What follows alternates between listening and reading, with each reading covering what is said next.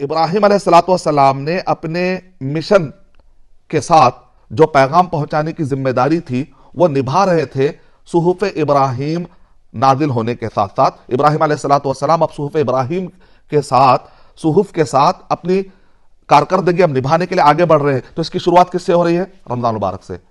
تورات کے ساتھ اپنے نبوت کے مشن کو اب آگے بڑھا رہے ہیں موسیٰ علیہ الصلوۃ والسلام. تو اس کی شروعات کب سے ہو رہی ہے؟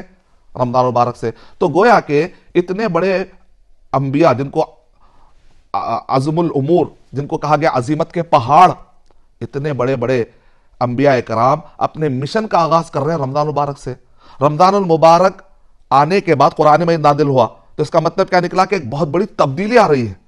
اللہ کے نبی صلی اللہ علیہ وسلم پر ایک بہت بڑی تبدیلی آ رہی ہے، نبیوں کی زندگی میں ایک بہت بڑی تبدیلی آ رہی ہے.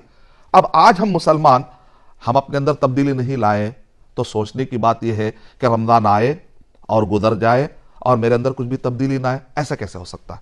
تو یہ نقطہ ہمیں اس بات کی دعوت دے رہا ہے کہ ہم ایک عظیم تبدیلی کے لیے تیار ہو جائیں، اپنے روحانی اعتبار سے، جسمانی اعتبار سے، زندگی کے ہر شعبے میں اسلام کے طریقے کے مطابق چلنے کے لیے تیار ہو جائیں.